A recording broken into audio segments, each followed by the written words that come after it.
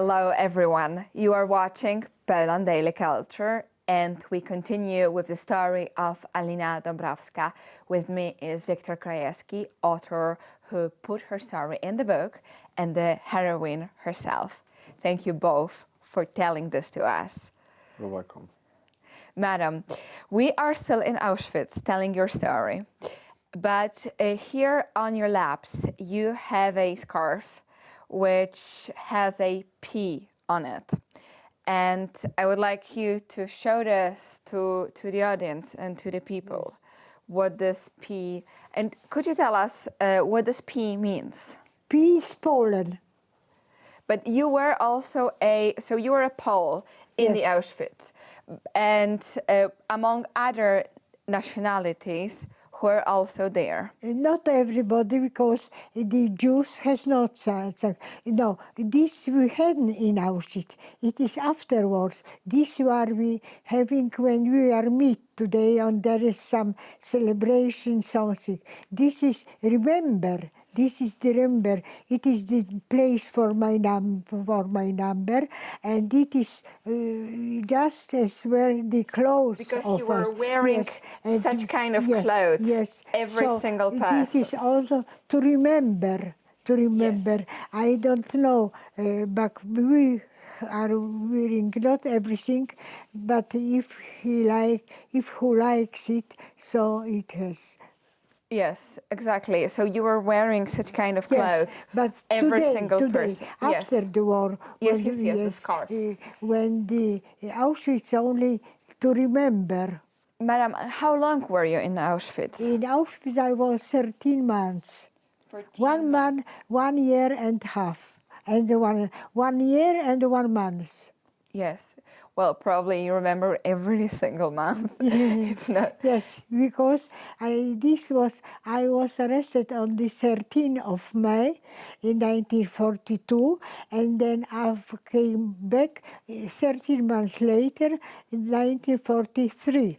Yes. So this was my way to Auschwitz, because I was 1 year in prison. Yes. Wiktor, you don't only focus on your book, the most horrible moments, but probably one of the moments of challenge, and when Miss Alina was thinking already that she's dying, was a moment when she got typhus. Yeah, that's right. But because Ms. Dąbrowska was taken to hospital and underwent some strange experiments of Dr. Mengele, the most cruel person, I think, in Auschwitz, and she had an injection. And after this injection, she wasn't feel well, she wasn't feel healthy, she got a high temperature. After the situation, she found out that there was a typhus injected to her body. So doctor, like they injected typhus into your body to test the vaccination, on you. And after, when she got better, she was put she went back to the barrack and had to live in Auschwitz, right? Not so strong as she was, but you know. Gaining her strength back again, which I understand was horrible. Still, you were lucky enough that they didn't do anything worse to you there, because, as we know, Dr. Mengele was making one of the most horrible experiments on the people there. And, Madam, do you remember any exact person there in Auschwitz who was your friend, or who you would like to also just remind us, or remind yourself about this person? I remember very many persons, but with the Polish people I meet also today. So we are, when I go to Auschwitz, so there are special days, and then we meet with the colleagues, but not the old one, because we are sick. We are sick, but afterwards the young people are very in better health, and we met with them. And you met also French women, French ladies, who were teaching you no, French there in Auschwitz? Yes, with French women I have very good contact because I learned French from them. We were very near, we were working very near together, and we were speaking French. It was very convenient for me to have a teacher so near that every day I could have a lesson. And afterwards, there were one woman with daughters, and one daughter was a teacher. So I had the lessons from a very good person.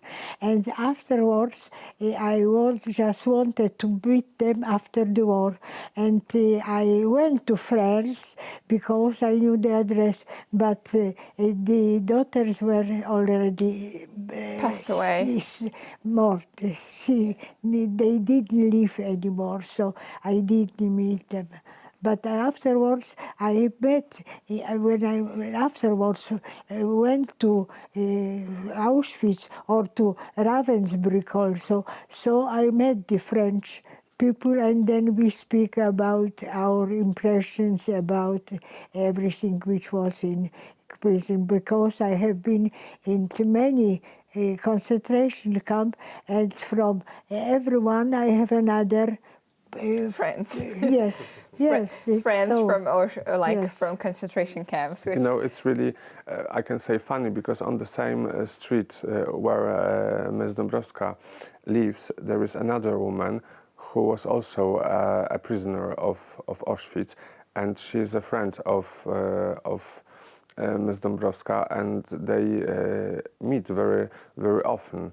So it's, for me, it's also a very curious situation, whether on the one street there is another prisoner of Auschwitz. Auschwitz, who survived as well, because, and okay, I would like to ask about something horrible as well, but you were talking about what the smell was in Auschwitz, and that, Victor, you write in the book that all the clothes and the hair and everything was filled with the scent of cremated bodies. Yes. Yes. Because the crematorium was working Yes, all the time. Yes, and that was not only afterwards, that was not only crematory, but on the fresh air. There were some parts, and they just took the people, and then were they went in to kill, not to brand. Yeah. Okay, so they didn't bury all the Yes, bodies. So, yes. Yeah, so there bodies. were a mountain And of dead and bodies all around Auschwitz, and it was also... awful, remember, and I was working very near to this, because I was working in the crematory, and there was also this crematory. When afterwards, even today when I go to Auschwitz, so I know some other places very far from this crematory, and when they were people living away, so they have nothing to do with this smell, with this crematory, with everything. Yes, so there were mountains of bodies which were not buried, just thrown there away, and you were all the time, I would say, living next to them, day by day. Ms. Dąbrowska tells that while in Auschwitz you had to live with death, right, next to you, and every day there is a possibility that somebody who is really close to you, or your friend, or even you yourself, there is a great possibility that you are not gonna to live any longer, and you have to get accustomed to this situation. To the fact that every day might be the last of your days. We were said that we are living on the crematory, cemetery. You were living in the cemetery. Yes, because every day was this, or we saw the people, and especially in the 44, In the year the very 1944, end. yes, it was such a sign that the war is coming to the end, and therefore, the Germans were doing everything to finish with the mort, with everything. There were every day were the many Jews who went from especially for Hungary.